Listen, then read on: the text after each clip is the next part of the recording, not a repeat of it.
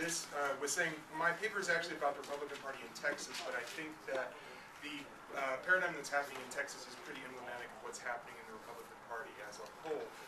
And I'll start with kind of a vignette from 2001, which is that Texas was the first state in the nation to pass a DREAM Act under Rick Perry. So they pass an act, which is insane right now. Right? Partly why I find this really interesting. So Texas becomes the first state in the union to pass a DREAM Act offering in-state tuition to undocumented immigrants who are attending college. Now, it made a lot of political sense at the time, in part because party elites saw the handwriting on the wall, which was that the Latino population in Texas was exploding. They're in the middle of a demographic boom, and most demographers were arguing at the time, and still do that sometime around 2020, Latinos are going to become the majority population in the state of Texas. And the Republican Party basically saw that if they wanted to maintain any form of political power, they were going to have to incorporate Latinos into their party structure in some way. So this made political sense in that it was an olive branch to the Latino community, an ability to incorporate them in and hopefully gain some votes from a group of people who had historically voted for the Democratic Party. Now we flash forward a little bit to, it sails through the House and the Senate and the state. It gets 2 no votes in the House, the state House, gets no opposition in the Senate, and basically you could barely find any news articles on it at the time because it was just completely uncontroversial. There was nothing about it that raised any real opposition in any way.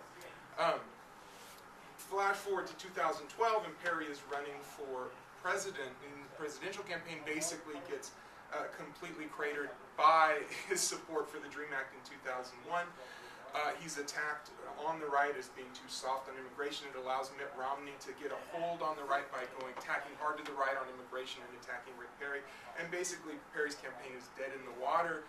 He immediately kind of licks his wounds, goes home, puts on a pair of glasses, I guess, famously, and looks towards 2016 and immediately announces that he's completely against this DREAM Act that he passed in 2001.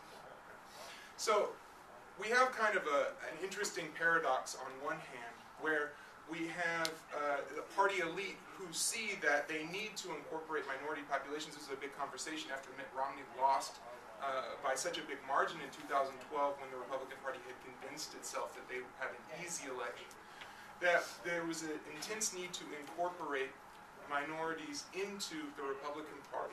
But at the same time, a majority of their base was being motivated by coded appeals or dog whistle politics, or these kind of coded racial appeals or anti-immigration measures. So there's a paradox there in that in order to win a primary, you have to tack hard right. I mean, it's been the story for the Republican parties for years. You tack hard right in the primary, then you come back to the center. But we've seen that that kind of paradigm is going by the wayside. So there's a paradox there in that the party elite recognize the need for their long-term survival to incorporate minorities, but at the same time it's almost impossible for them to convince the base of the party or movements within the party to adopt this kind of strategy. So the problem here is understanding this relationship between the movements and the parties, in part because we don't study right-wing social movements very often, and the kind of paradigms of relationships between parties and movements that we have are all based on left-wing social movements. So for instance, when we tend to think of relationships between parties and movements, we tend to think of, well, we could take a current example of something like Black Lives Matter, which is pushing a particular agenda. They're looking for concessions from the parties. They go after the Bernie Sanders campaign. Sanders kind of famously fumbles, but then picks up the pace, hires someone from the Black Lives Matter movement, and becomes a real champion to an extent of that particular party's or that particular movement's goals. Right? So we have this model of movements pushing hard on the Republican or the Democratic Party, extracting some concessions, but over the long term, in some ways, becoming incorporated by the party, becoming co-opted, and to the point where we have like the relationship between labor and the Democratic Party, where labor support for Democrats is reflexive to an extent, and they have lost any real meaningful ability to extract concessions from the party as a whole, right? Maybe for the last 20 years or so. So that's not happening on the right. Actually, the opposite is happening. We're not seeing the case where movements are losing their ability to extract concessions. Instead, we're seeing the opposite happen. they're increasing, even against the long-term health of the party, increasing their ability to move the party in their directions.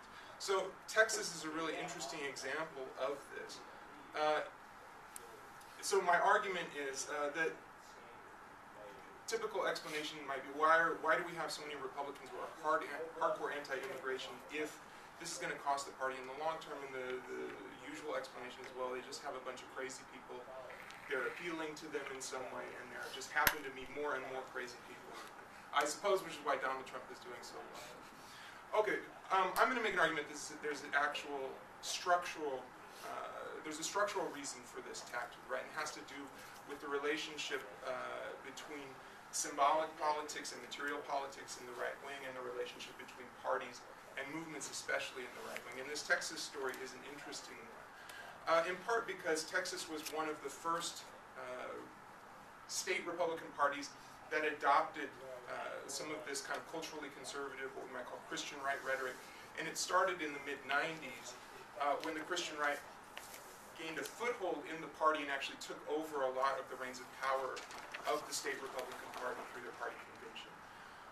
And what happened was that they found a particular formula for addressing base concerns that started to become incorporated as part of the regular party structure. In other words, the Christian conservatives had a kind of viable rhetorical strategy of addressing grievances, in part grievances over the growing immigration trends in the state, and all of the kind of economic or material consequences that came with that. So we had increased job competition, big battle over school expenditures, over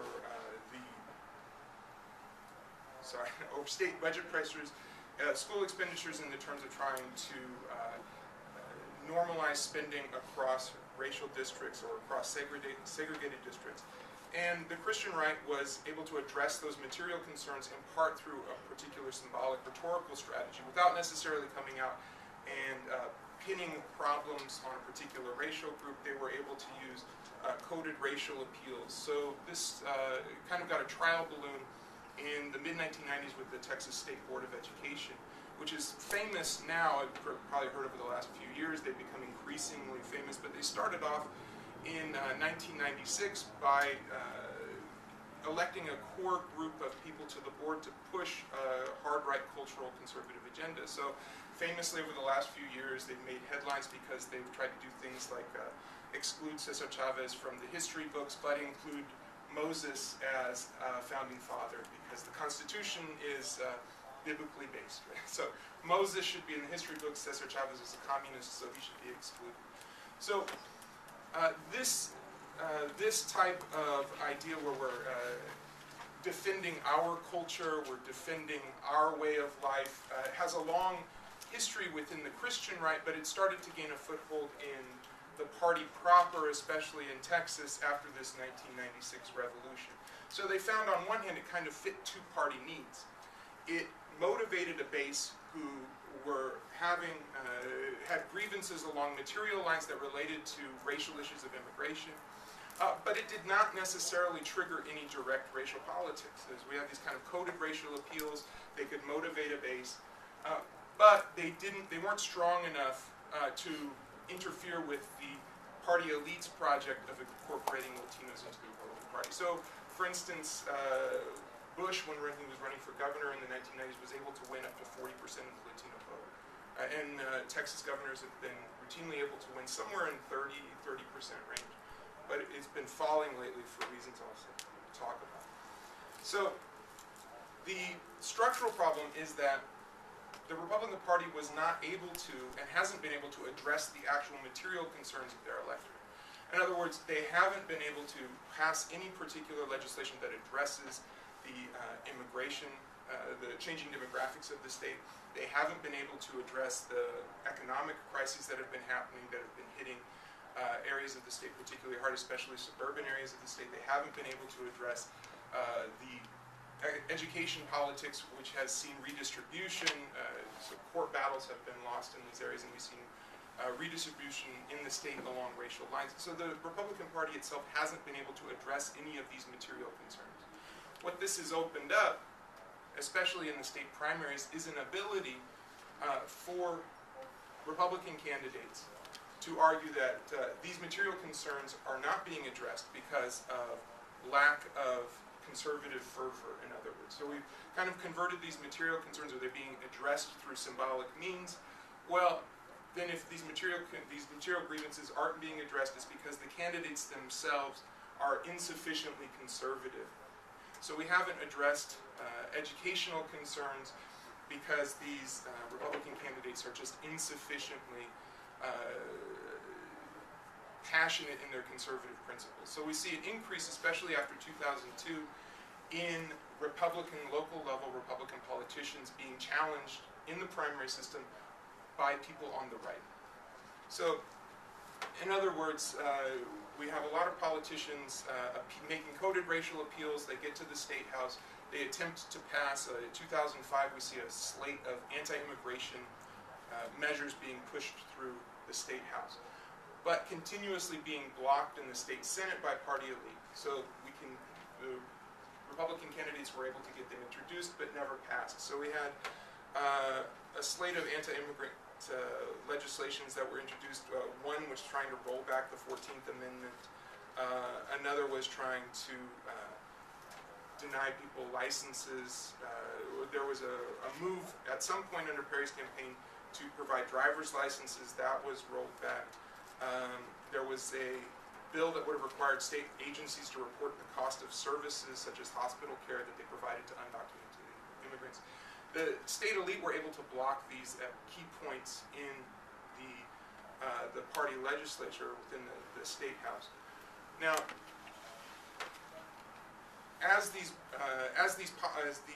the inability to address material concerns happen, the challengers in the Republican primary become increasingly strident in their rhetoric, because their way to gain office then is to say, well, look, these issues aren't being addressed because the candidate isn't trying hard enough. Right? I will try even harder. I possess these intensely core conservative principles.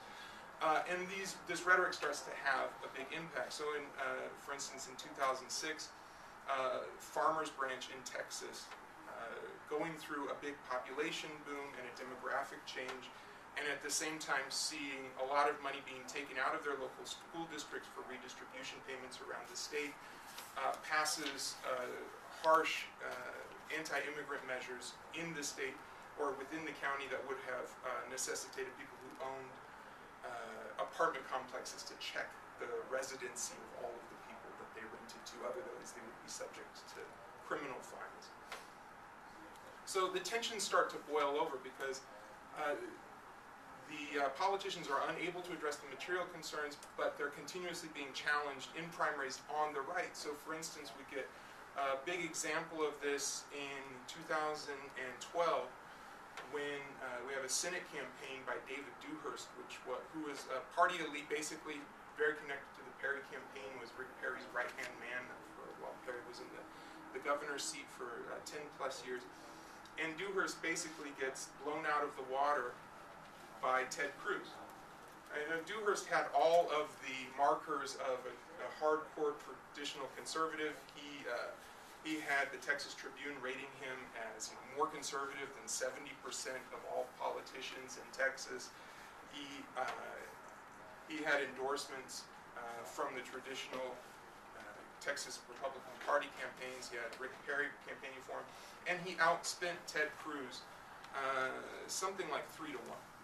But Cruz was able to attack him as being soft on immigration, as not being sufficiently conservative, right? And being able to have a political rhetoric that we recognize now as being, it's almost become the norm, but when at the time when Cruz was running, this is kind of pushing the rhetorical envelope in terms of anti-immigration measures, in terms of cultural conservatism, in terms of harsh anti-abortion measures. So, the candidacy of Cruz for president is actually kind of illustrative at this point, because Cruz has actually done nothing in the Senate with his Senate seat, right? He's done nothing substantive. He's not been able to get any bills passed. He's not been the author of any major changes. But what he has done is take extreme rhetorical stances in his conservative politics. So the argument here is that Texas is symbolic in a sense, or is emblematic in a sense of what's happening with the Republican Party. This increase in conservative rhetoric is in part taking place because of the inability of the party to address the material concerns of its base, which in turn simply enables new party members to come forward and advance even further rhetorical positions, or even more stringent rhetorical positions, because it's kind of creating a feedback loop which is pushing the party in this direction. Now, this is a center that can't hold in some ways, because we start to see this falling apart in the seams in Texas, because the need for party elite to still appeal to a Latino base is starting to crumble, and it's working its way up from the bottom. In other words, the last Republican governor's race, the governor himself was able to draw 30% of the Latino vote because he ran a Latino-friendly campaign. His wife was Mexican American. He didn't push strident anti-immigration measures. But one step down at the lieutenant governor, garnered almost none of the Latino vote and was pushing extremely harsh anti-immigration measures. So more and more the Republican elite are unable to keep these politics out of ever-increasing positions of power within the party. So there's a system here that's unbalanced, right? Eventually, this rhetoric stops being dog whistle politics or coded racial appeals and becomes outright racial appeals that we're starting to see in the candidacy of Donald Trump. So I'll end it there. Thank you for